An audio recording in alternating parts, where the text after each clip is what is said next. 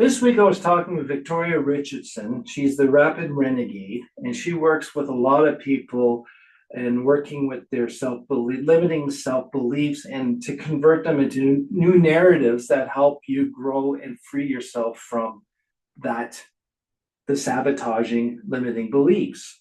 And the one big thing that is really intriguing is about all this is limiting beliefs.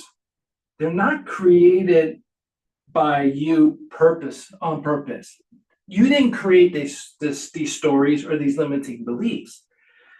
The environment around you at the time this limiting belief got ingrained in you is what created. That's what your subconscious was taking. Your subconscious, it just blows me away. Your subconscious dictates 95% of your behavior every day. So your subconscious is the one that's creating these self-beliefs or limiting beliefs at that time, and if it's to protect you or to make sure that you can protect you so you can be comfortable in your familiar or be familiar. Sorry, I lost you a little bit there because I lost myself there. But in the end, you are not the one creating the limiting beliefs. It's your subconscious, and your subconscious is controlling your day-to-day, your automatic responses.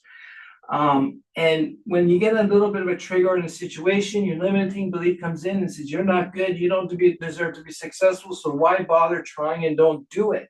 That's your subconscious. It's you telling it. 9 times out of 10, it's not the environment or the people around you telling that. Maybe that's how your brain's perceiving it, or that's how the situation's there, and then your subconscious comes in and says, sucker punches you, say, no, that's not the way you're going to start. Well, what do you mean you're going to be successful? You can't. You don't deserve to be successful. Come back to where you're comfortable, where you know to survive, and where you know to behave, where it's familiar.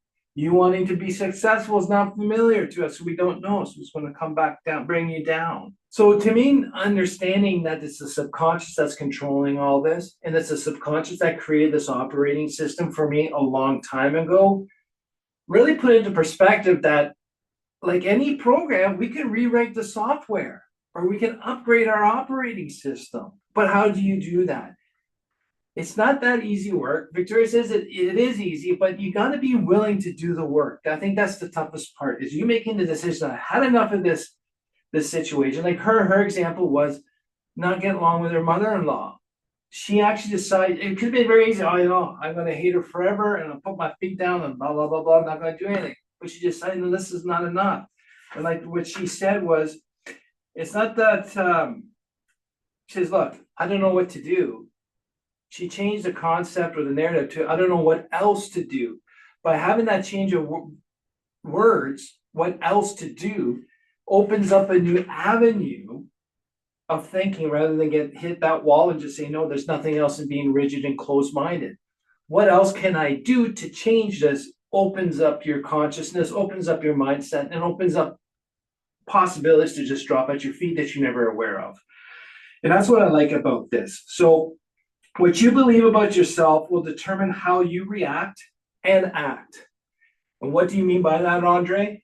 Well, if you believe yourself not to be good, or you don't deserve to be successful, and someone says you're going to do very well, my reaction is going to be, oh, no, I don't. I won't say I don't deserve it. Oh, yeah, whatever. It's never going to happen. I'm not going to be successful. I'm not going to be a millionaire. I'm not going to have a big company. I'm going to, you talk yourself down in front of the person. Okay. So that's how you'll react with the limiting belief. But what did I mean about acting?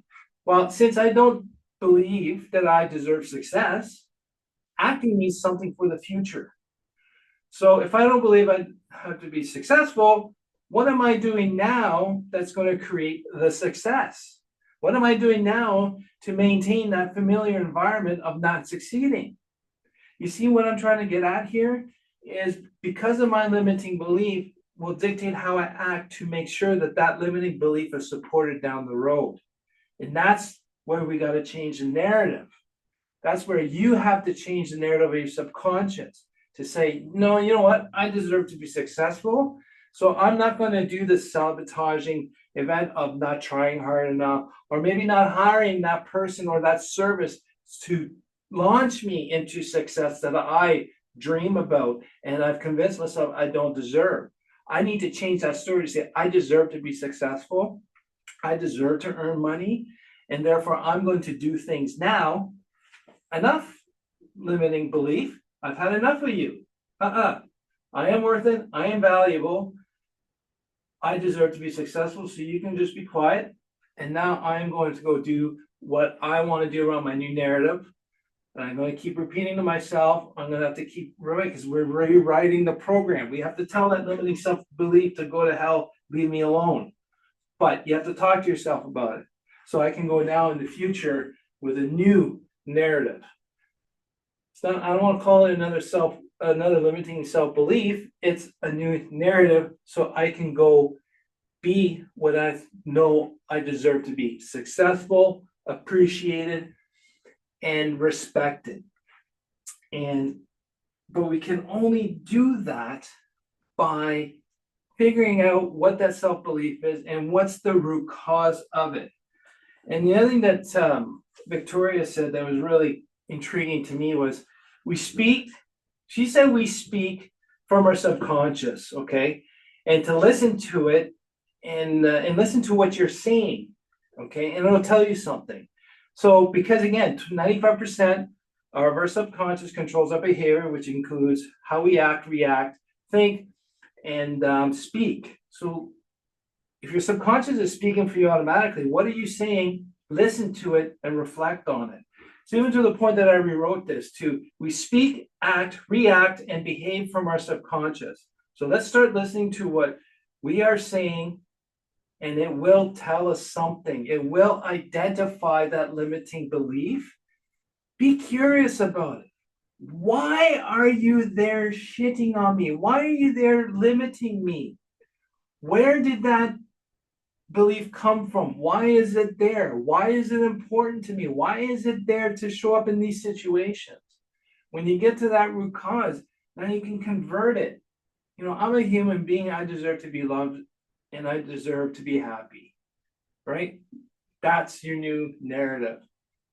Imagine that. If you have that, who cares about the past? You know about the past, but today with that new narrative, I'm going to behave now and say, you know what, you're not helpful in my relationship. You're not helpful in my self-conscious, but you, Mr. or Mrs., you are very supportive and positive influence. I'm going to go with you. But my old self-limiting belief would have been, I deserve to be shit on all the time. So therefore, thank you, Mr. Nice Guy, Mr. Nice Lady. But I'm not comfortable and don't know that. But I'm going to go with these people that continue supporting my limiting belief. That's how it works.